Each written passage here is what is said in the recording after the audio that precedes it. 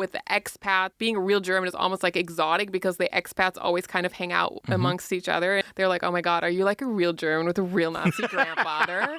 Tell us everything. Hello, welcome to Comedy with an Accent podcast. I'm your Taiwanese comedian, Kuan-wen. I interview comedians who perform English stand-up comedy but who are not native English speakers, or they can have very distinct British regional accent. This podcast is all about comedy, about accent, about languages, and about the comedy technique. So stay tuned if you're interested. Hallo, herzlich willkommen to Comedy with an Accent podcast, another episode. Yes, you are at the right place. I switched another language because I am currently in Berlin. Ooh. Yes. Hello. Hello, herzlich willkommen. Oh, you reveal your identity already before I even introduce you. I am back in Berlin to introduce a good old friendly acquaintance of mine. I didn't say friend because I think we didn't have enough time to spend together to really become friends. Yeah, I guess And I think true. Germans don't use the term friend very cheaply like Americans and British do. Okay, heute freue mich ganz besonders zu dieser Gast zu... No, go on. It's impressive. She was mocking my German. Please, Na, go heute on. freue ich mich ganz besonders, diese Gast zu haben. Also, Freddi Gralle. Hallo. Hallo, wie geht's? We are so upset. Yeah. I've never gone to this podcast studio before. They don't have a sound tag. I'm an Asian guy who can't deal with technology. We just spend I'm a woman. I didn't say that. You said it. We just spent a past 35 minutes doing different kind of takes and... Yeah, it was embarrassing. But in the end, we survived and succeeded. We are in a old industrial building in East Berlin. Yes. I was standing at the reception waiting for Freddi to arrive. I saw an 8-year boy with a scooter with a guitar come in. And there was some 20-year-old with skateboard. This place cannot be more cliche than possible. I know. Freddi, how are you? I'm good. Okay, normally when I introduce a guest, I talk about their, I don't know, in a very shallow way, their comedy CV, so-called Please do. Yes, so basically you've been on German TV. You've done Rose Battles, the German rendition on Comedy Central, Deutschland. Yet, I think you are doing a little bit less TV these days. Is that right? Yeah, So- I quit it completely, the German.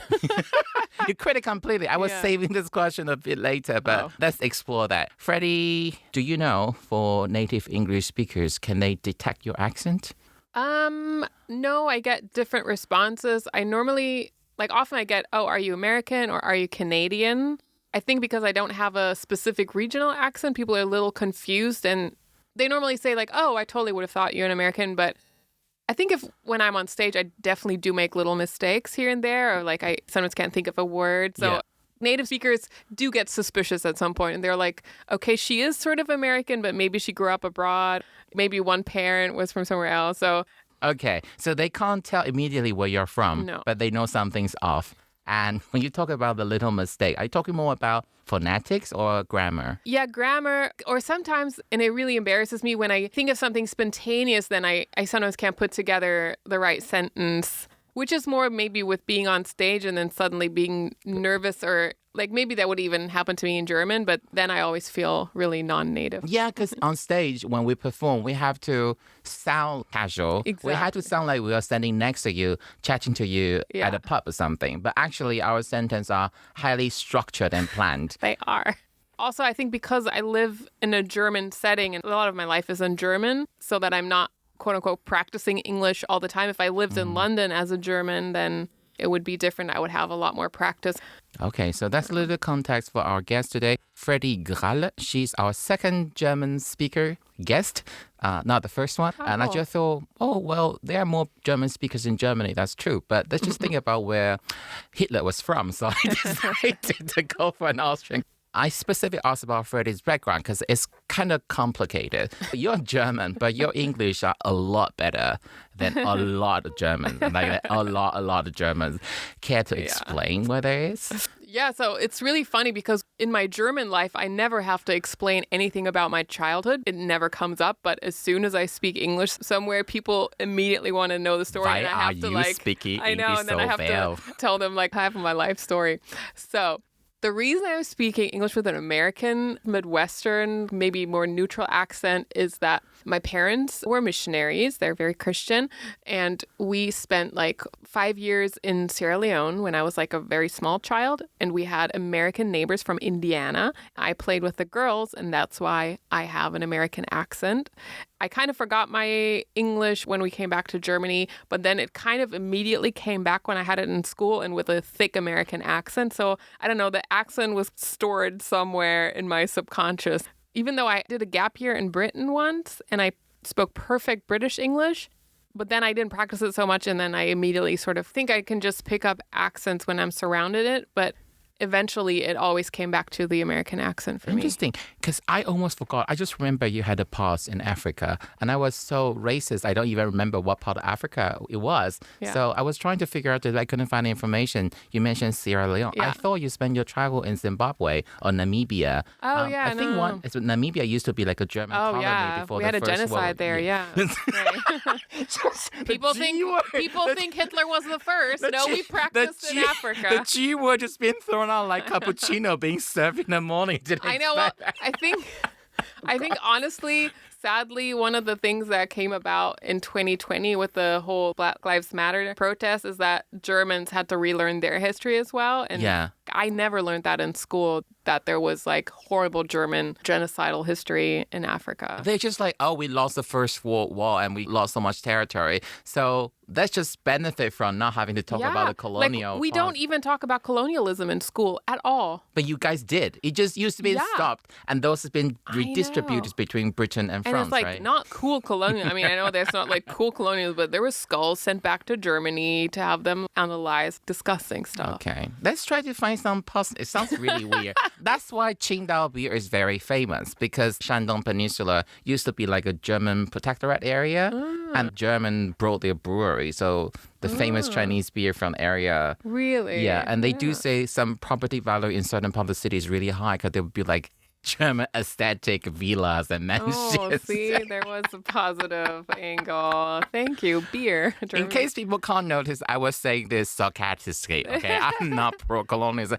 I was having this chat with a friend. We went for Syrian food in Berlin. So we were in Ostkreuz. And I asked the French friend, am I right? Like the French used to colonize Syria, and he wasn't sure. And I was saying that because we both struggled to order comprehensively in German. I don't think the waiter was that fluent in English either. Yeah. So I was hoping that my French friend could just opt for French and just get everything settled. Oh, no. But he wasn't even sure. So Yeah. we Googled, and he was. And he didn't even know. Yeah, I wasn't. And then he said, we just never had to learn it at school. And another weird. funny thing is, I was on a bill with another French comedian in London. She was making fun of British Empire. I'm just like, that sounds rich from you. From France.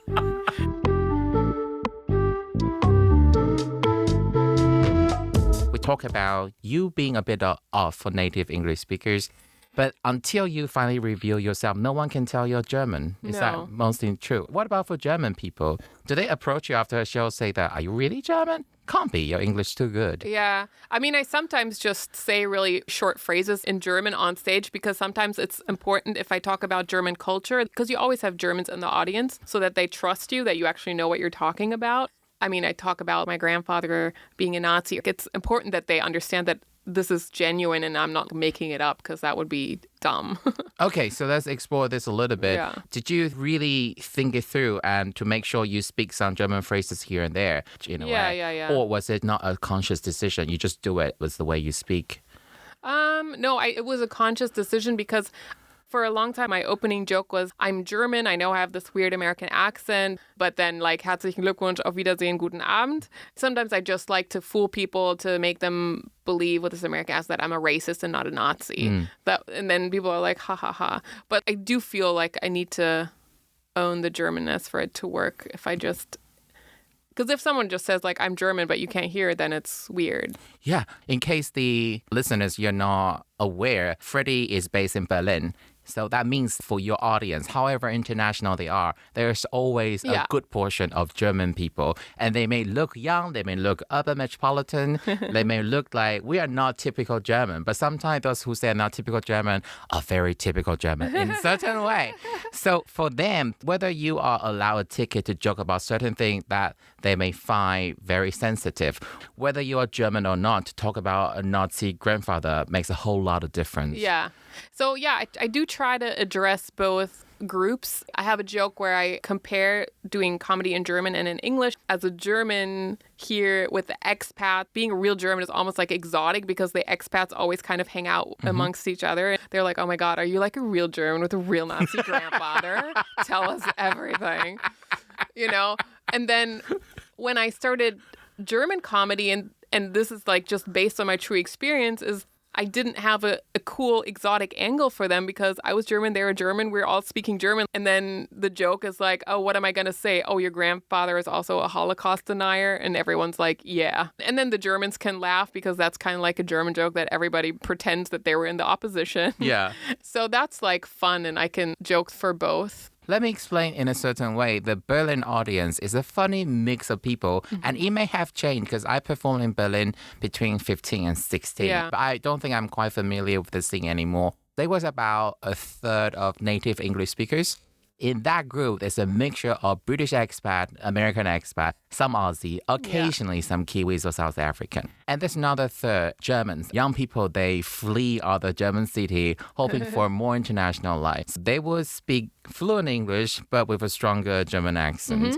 Then you have, because it's thanks to EU, a bunch of international expats, but mostly European, from other European countries. And that creates a beautiful mix that your material, unless it's very specific about Berlin, that works pretty well for everyone, you have to pitch a very universal idea to make it appeal to every single subgroup in a group. Is that still true in 2022? Yeah, I think the makeup is still the same. I think it used to be more like artists or students, so people that were here just for a little time. Now it's more startup people that are actually part of the city, probably paying taxes. They have a little bit more money.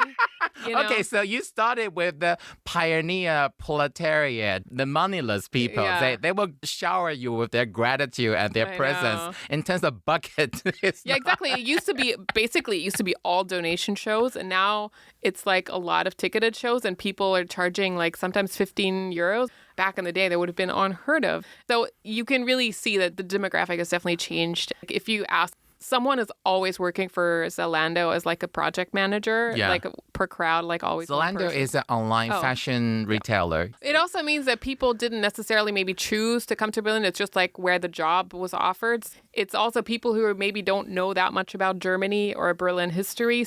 The jokes and the context have to be a little bit more explained sometimes because you can't presume that much. Or maybe they just arrived like 2 months ago and they don't really know anything. People have had to adapt more.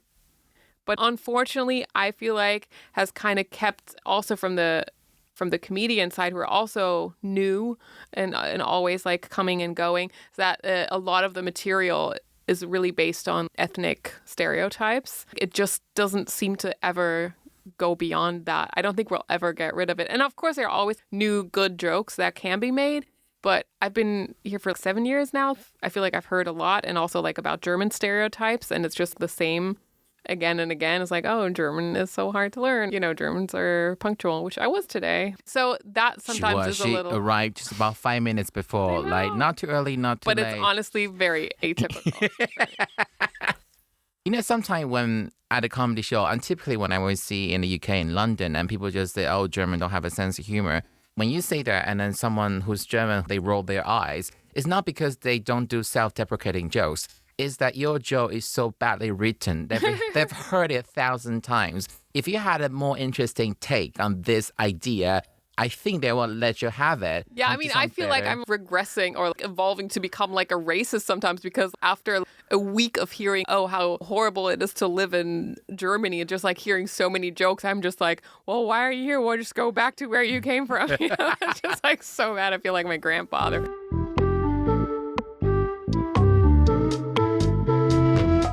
Has any other German comic ever mentioned about German colonial past as comedy material before?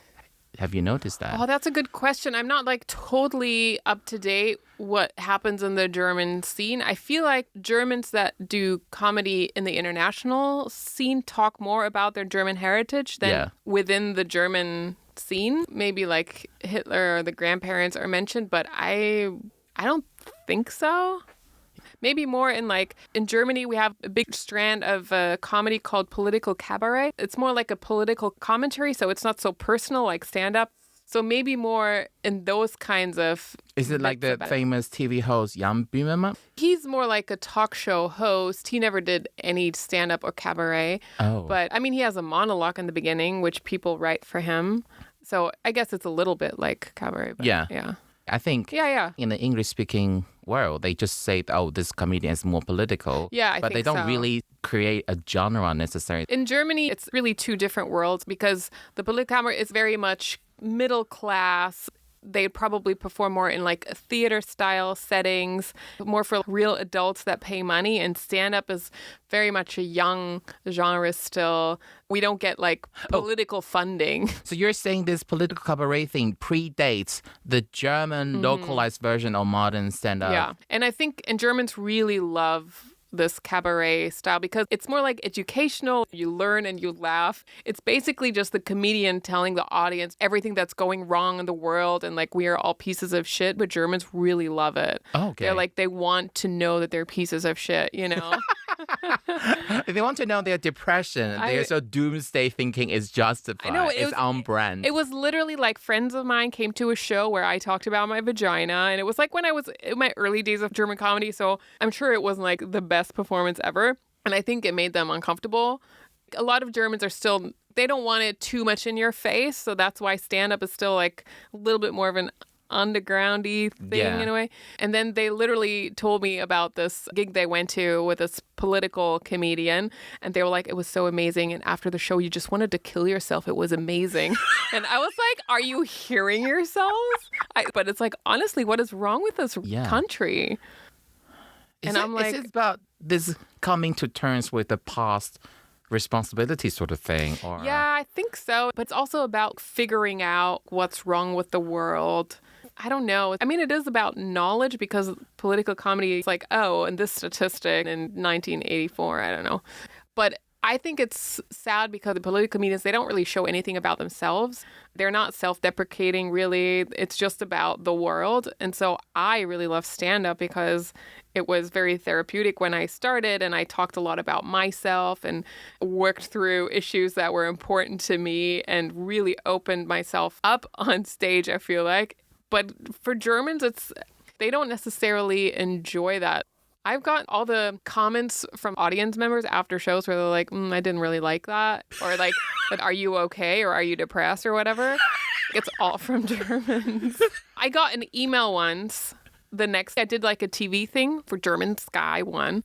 Again, pretty early, so sure, I was pretty overwhelmed, and there were TV cameras, and I performed in front of really old people and talked about my vagina, so it wasn't amazing. I'm going to own that. But the next day, I get an email, so somebody researched my email address. You know, it's not like on my Instagram, and it was this older guy, I'm just assuming because his name was like Gerhard or something, and he was like, me and my wife were at the taping yesterday. I mean, we kind of liked it, but you just seem to have like a really deep sadness about you. So we just wanted to know if you're okay. Like, honestly, that's what he wrote to me. And I was like, how is this helpful? I mean, like, I guess it came from a caring place, but... Was it more like an or more like what the moment from you? You're like, what is this? No, I was just how am I supposed to react to this? It's just like, you don't understand comedy.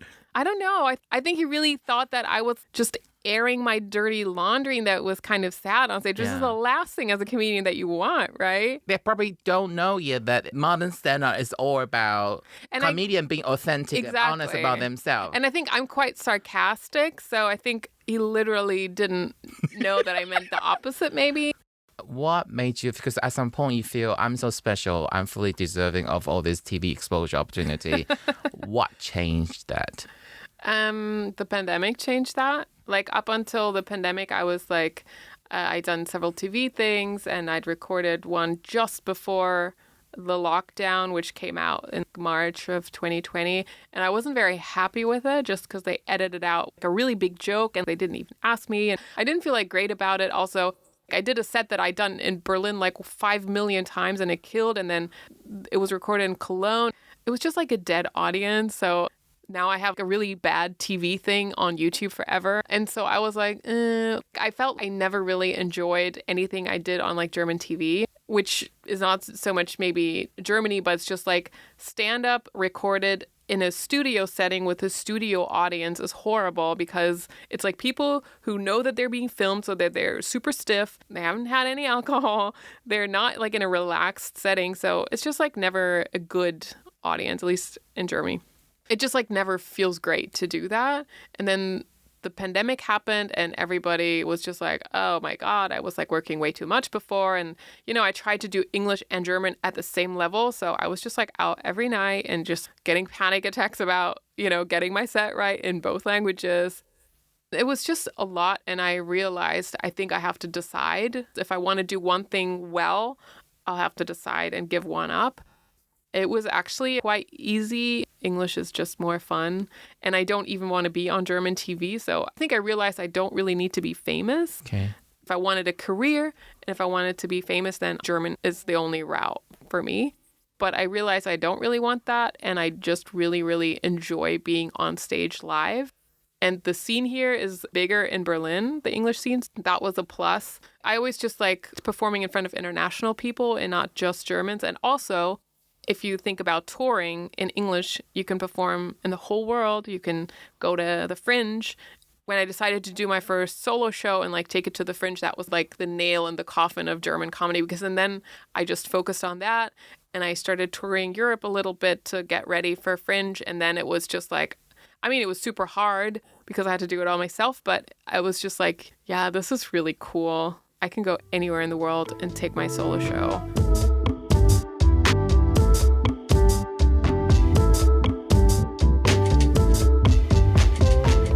I didn't know it was a question about your philosophy and attitude towards fame. I thought it was a preference of language. It was a lot of things. And the third factor was that my solo show was about my faith and like losing my faith, and religion and faith was always a topic that I couldn't really get right in German because in Germany, obviously there is Christianity, but it's quite a private thing and people don't really, it's not like part of the public debate in a way. I was an evangelical Christian, which is a very small niche here, so nobody really knows about it. It was just really difficult to talk to Germans about my spiritual path. Is their attitude towards your faith almost like, oh dear, that's dirty laundry, you shouldn't air in public? It's just that they don't understand.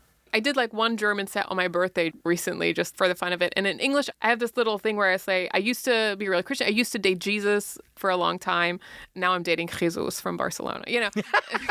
I love that joke, yeah. And so even like I used to date Jesus, in English, it's not like a line where people may laugh, but you can see like people, oh yeah, that's funny. And in German, I mean, I only did it once or twice, but people were like just looking at me quizzically. What does she mean? They don't understand. Because this kind of playful, oh, Jesus is my boyfriend, that kind of language, it's just like not part of the culture. But in English, because I have an American accent, when I talk about Christianity, people immediately can make that association with dumb American Christians from the evangelical, which everybody in the world knows. So that really plays into the stereotype that I'm trying to use in my comedy anyway. So it's like really helpful. To give like a bit flair of that, the line you just did, I used to date Jesus, now I date Jesus for Barcelona. Yeah. How would you do that in German? Oh, I just said, früher habe ich Jesus gedatet. And people are just like, what? Could you see that sort of Valley Girl casualness? It's already restricted in the German delivery. Yeah. But my question was, which word did you use for date in that casual sense? Dating. And turns out they just use dating in German. We have a lot of Anglicismus. Okay. Yeah. That's such a shocking realization. I think when I project myself onto this, the whole mixed bag of experience you've shared, because you are simply saying you simply don't have enough time to nurture it's comedy on both sides. Time-consuming. Oh, God. But also the second one, I was thinking when you were saying the experience you're not happy about doing those TV work in German. And part of me was thinking, but you do know that if you're not doing it for German TV, but you're doing English-speaking countries TV, it's going to be the same problem that bugs you. But I'm never going to be on English TV. I'm in Germany. Like, who would put me... Like, it's just never going to happen. Like American program comes to you, all the comedians in yours say, hey, she cute jump. What about us? Exactly. Like no agent in London is like, oh, I really need another Don't white say woman. that. I was just at the Fringe. It's a very in-group kind of cliquey thing, and it's fine if that's the reality. And if you're not in London or in the UK, then it's going to be really, really hard to get anybody's attention. And I think I'm 43, dude. I have a day job that I really like and that I'm also very ambitious about. I'm a screenwriter, and I also have a lot of goals there. For me, it's almost like not putting the pressure, turning it into a profession, protecting my joy of comedy, of like doing stand-up. I don't know. I think that's what the pandemic taught me. Yeah. I just really love performing in front of live audiences. If it can be like more and more in the whole of Europe, that would be great. I'd love that. And if it's just going to be in Berlin for the rest of my life, I think it would still make me really, really happy. As an old friendly acquaintance of yours, I am so happy for you that you're managing expectation as a way of taking care of yourself, basically. Because comedy is something that is so consuming of your energy and your life and your time. You have to love it so much. Why you love comedy, love performing, and that's with the live shows you've been doing. Now those bloody TV, radio, studio recording. I'm still very ambitious when it comes to my comedy or my solo show. I'm still wanted to make it like the absolute best solo show I can. And I do take pride in that. And you think you're not that young to naively think everything is possible? It's always possible if I do everything all together. I mean, I can't speak for the other expats, but it is kind of sad because there are a lot of talented people, and I don't know how aware they are, but nobody here is going to have a career. It's just like I didn't say That's so brutal. No. See, Germans say as it is. I mean, the only thing that you can do is like basically on the road all the time. So you can do that, but you're never going to, make a lot of money and you're... I think you can if you are a good, dedicated online content creator, happen to be based in Berlin. But that's a different career than being a stand-up comedian. And I think it's horrible that people now expect you to be good at all of that. No. When people are artists, they want to write, they want to talk about feelings or politics or observations, and they have to be So I want to say out to my agent, please stop asking me to do TikTok videos. Exactly. It's bad for his mental health. Yeah, I have a real issue with the social media thing, which is also a reason that I've kind of made my peace with not having a career, because I know I would have to become basically a content creator, which is something I do not want to do and I will not do. And so that's the price I'm not willing to pay it, basically, because I think it's not, I'm like fundamentally against the way the industry is developing, and I'm too old to be a part of that. I don't have the energy. I don't care enough. This is a small podcast, but today, this episode, I feel like I'm sharing my best kept secret, like the secret personal beach somewhere on the beautiful Mediterranean island.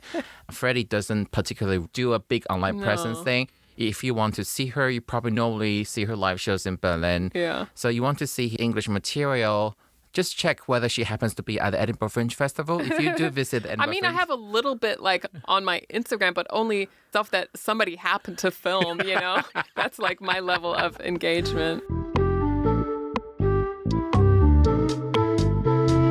In the old day, when you say the comedy crowd, they were more like a pioneer.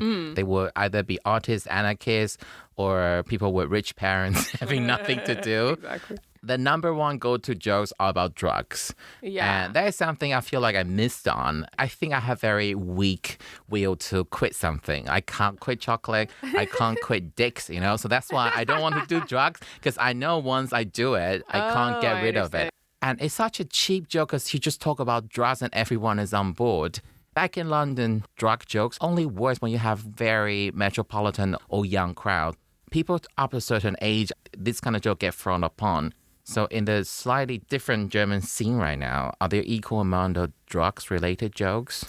That's a good question. I would say yes, but probably more just like weed or something.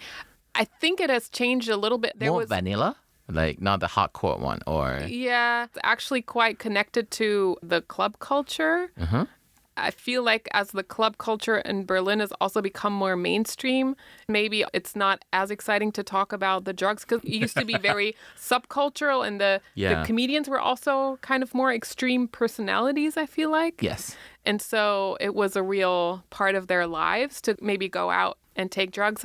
I think they're still... No, as to say that when they were joking about drugs, it was very authentic. Yeah. They do engage themselves and they do thoroughly enjoy those recreational use of those drugs. Yes. Obviously, that's still part of it. There's still a lot of comedians that take a lot of drugs. I would say in the German scene, less so, because the German comedians here, it's more like, this is their country. They live here. They probably went to university here and then they discovered stand-up. So they're not as extreme personalities as the expats who probably sought Berlin out for comedy or to get away from, the life that they had.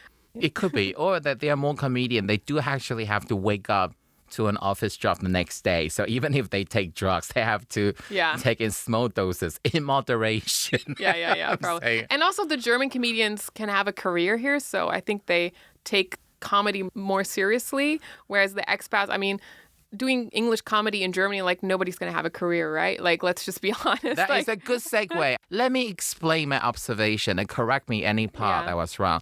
When I was performing in Berlin, there are two types of German comedians. One type of German comedian, you can see they really struggle performing in English. They can form fluent sentences, but it's just not as funny. So they pretty much confine themselves to the German scene. And there were some crossovers. At that time, I feel socially it was cooler to perform stand-up comedy in English. And those Germans who speak English fluent enough feel like they have one additional currency to be able to do something other German comedians couldn't. They took pride in performing English. They don't really talk down performing German, but they don't see that much a big deal. A couple of years later, Comedy Central started with this localization strategy. They want localized content. In Germany, there's no previous generation of professional stand-up. We're talking about modern stand-up comedians. If you have years of experience, you can get on TV fairly quickly. And suddenly, those German comedians who took pride in performing in English abandoned English content. There's no 1, 2, 3. Almost every single one of them were on Comedy Central. Oh, you all do German jokes right now. Did you see that coming? Yeah, I think that's a true observation. I think most people started in English just because the English scene is older. The modern international scene here in Berlin, it started before the German underground. I didn't know that. Okay. It was always a little more developed, the English scene. And also in the English scene are people that are from countries where comedy has a big tradition. So they're also a little bit more knowledgeable and more of comedy nerds. The German scene was basically founded by people like Jonas Imam, who came from the English scene and started German mics because there wasn't any German underground scene. And they were like, this is ridiculous. I should be able to do this in my mother tongue, even though we don't really have any role models for it. The German scene started growing also fairly quickly, I would say. And then through Netflix putting out more stand-up content, there was just a dynamic of more people wanting to do stand-up in German and the audiences. And then there was one German comedy club where there was German comedy every night, Mad Monkey Room. Comedy Central sort of picked up on that. They created content where they needed stand-up comedians. Comedy Central seizing the burgeoning stand-up scene. And is that also why a lot of the comedians you see on German these days, most of them come from Berlin. Berlin become this a hub, a lab of growing the modern version of stand-up comedians. Yeah. Berlin has exploded over the last 7 years since I started, for sure. I'm still disappointed that it doesn't get more of a spotlight. In Germany, there were 4 newspaper articles about the Berlin scene. I don't understand why not more people are writing about it. And internationally also, there was a very fast development, maybe too fast because most of us weren't that good yet. And I didn't say that. You say it. Yeah, I just want to absolutely. I want to stay out of trouble because a lot of people I know still live here, still perform on TV, and you can have on your own opinion. I'll just speak for myself. I think I started doing stand-up after 3 years of English comedy, so I had a little bit of a head start. And then I was a woman, and there were barely no women in the German scene, so I got a lot of opportunities very quickly. And I would say too quickly, but of course, I was like, oh yes, of course I deserve to be on TV after doing German comedy for 3 months. I mean, it's ridiculous, right? I mean, I had all the jokes that sort of worked in German, but I don't know if do you perform in Taiwanese? Not really. And I don't think there's a Taiwanese thing the thing in Taiwan is Mandarin. But performing in Mandarin in London, your audience are mostly from China. For me, that's the dilemma. I don't really want to perform for them. But certain jokes I won't be able to do. But do you agree that it just takes a while, even though it's your mother tongue, to find great wordings, and like if you've done a joke like 100 times in one language, the groove in your brain is so deep already that you have to create another groove for like the exact same thing but in a different language. It took a lot of time for me to feel cool and punchy and witty with like cultural references that have to be different now in German. So it was actually a lot of work, and it was really hard at first. When you say that people look down on either doing it in German or in English, I know now the German comedians look down on people like me who do it in English because it's like you get easier laughs in English because the audiences are more friendly. And like in German, like to really kill in a purely German room, that is a higher standard. I agree. I think Germans don't do chuckles a lot. It takes a lot for them. They may giggle, they may grin, but for them to chuckle is very difficult. Whereas at least in the UK, and people get drunk so quickly themselves at a comedy club, they're almost ready. They're just like, it's like a fully bloated. You just need to. Okay, I don't think this can go. What do you know? What do you know about female body? Right. I don't know what male body I should use. I don't know because personally, shit, this had to be cut it out. I don't want to. But you know what I mean. Yeah. I agree. This is basically what I've been discussing with every guest, every episode.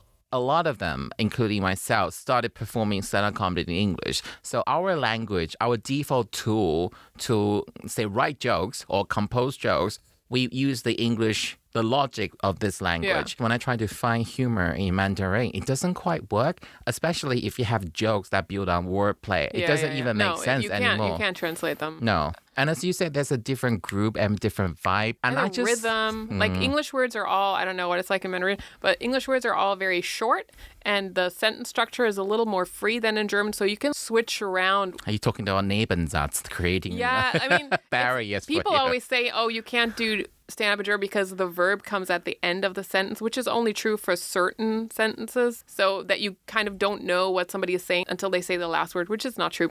But obviously, in stand-up, you always need to put the word that has the reveal at the end. And that is sometimes actually a little complicated. So you have to like really break up the sentence a lot for that to work. So you have that moment of like, oh. I'm going to kill the vibe of the podcast, go into a little linguistic explanation for some of the audience, because they don't understand when we say that this is very, very linguistic. There's a concept in German called Nebensatz. Mm-hmm. That's part of your larger sentences. So when in English... It's like a relative clause, for example, relative. Right? This kind of term will make half the audience switch off this podcast right away. And that's why we avoid... It's a podcast about language. Right? So basically, if I say, I'm sorry, Freddi, we can't start the podcast recording yet because the sound technician hasn't arrived. All right. Yeah. That's a perfectly simple, straightforward sentence. But if I were to do that sentence in German order, I would say, sorry, Freddi, we can't start the podcast recording yet because the engineer not arrived has. The action word, the verb have to move to the end. Yeah. And it's a very unnatural way of speaking when you are not a native speaker. But even a native speaker, when a sentence gets too long, they need to remind themselves what was the original thing I was talking about. Obviously, in stand-up, it's always good to have shortened sentences because you want people to be able to follow. You just have to think a lot more about sentence structure in German. And I think and it has a huge vocabulary. And what we haven't mentioned is that the reason that everybody in the world, I think, tends to think about stand-up in English is because that's the language that we consume it in. That's where the output is. But is it by nature the most suitable language to do this? Not necessary. I think the language has been given the maximum opportunity airtime. to the airtime, exactly, to try. Whereas other languages didn't have the same luxury to be in the same position. No, of course, English is just like being manipulated and worked with and molded because all of pop culture, all the memes, like it's all in English. So there's so many turns of phrases and cultural references that are all in English, and like everybody in the world uses them.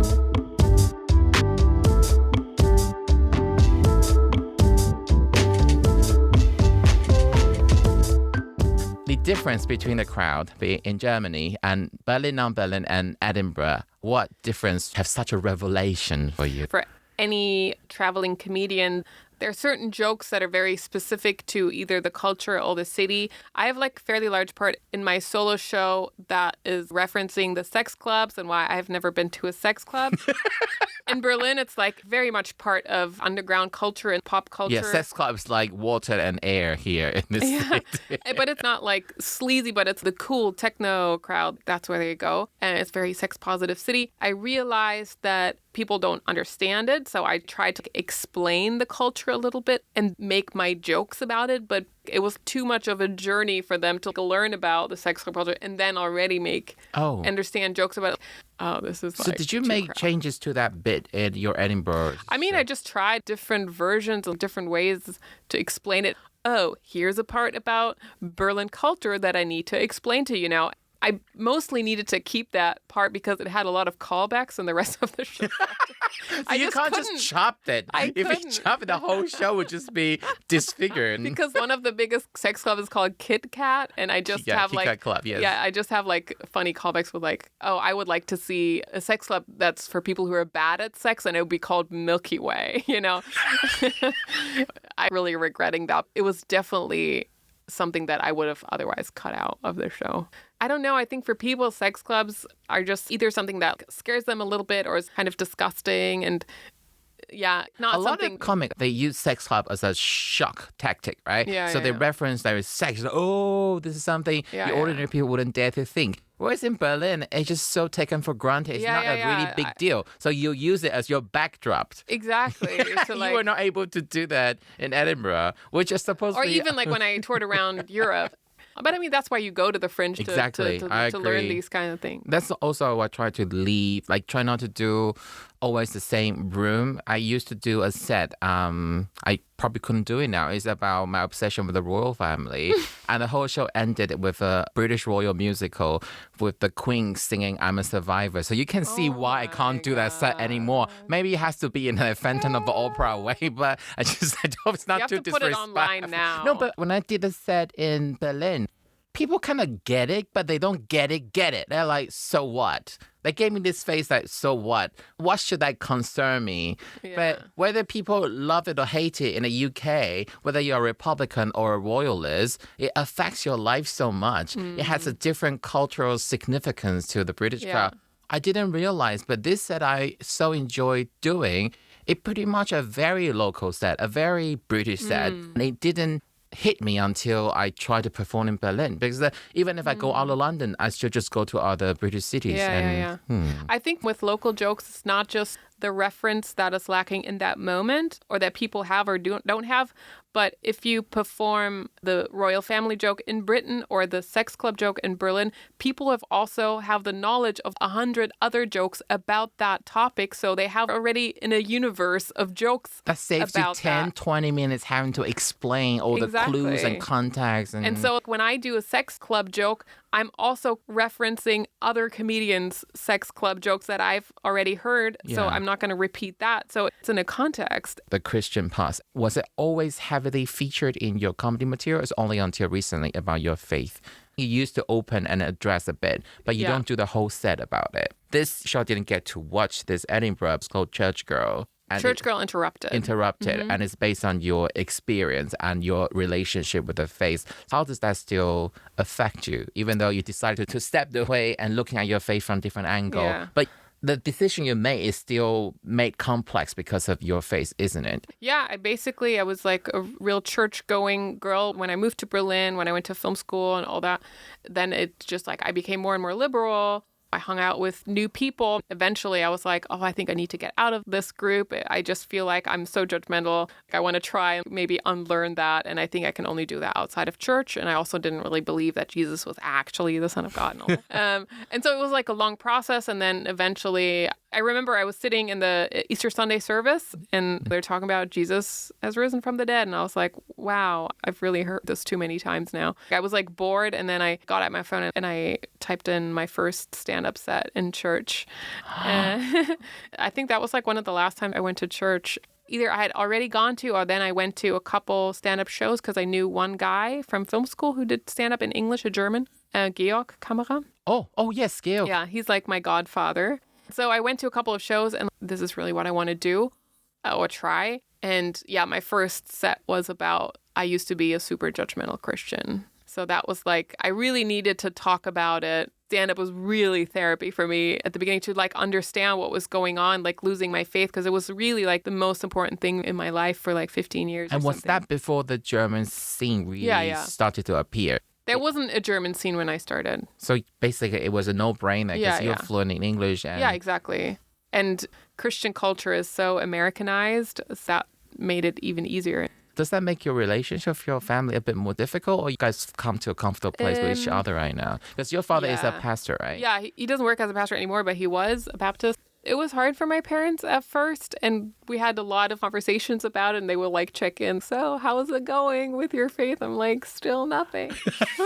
Now I think they've accepted it, but honestly, when I was on German TV, there was like one episode. It was like a documentary sort of format where I got to share a little bit more. And I also talked about my faith and that I lost my faith. I know it was hard for my parents. That was on German TV. You know, people that they knew had seen it. It was like early in my career, so I talked a lot about sex as well. I just know that it was kind of difficult for my parents. And so that was probably the fourth reason why I gave up German comedy. I just never felt that free because I knew that my parents would see it eventually, and it's just like not a good feeling. Yeah, that's why I kind of resist recording or performing in my mother tongue, because it will be something my mom can easily access, whereas English kind of exists in a parallel world in a way.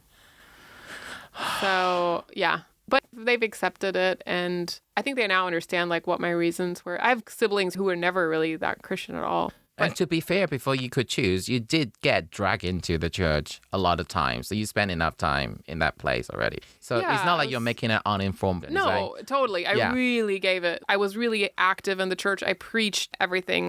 I mean, that's another thing that I'm grateful for, because I got to be on stage with a microphone in church a lot. So that gave me a head start as a comedian as well. As a confident speaker, a public absolutely. Speaker. And I translated a lot of sermons on stage in front of thousands of people.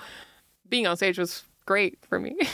And that's what made you unique as a German comedian of potential for international exposure. The final thing I want to say is there's a misconception that German is a very ugly language.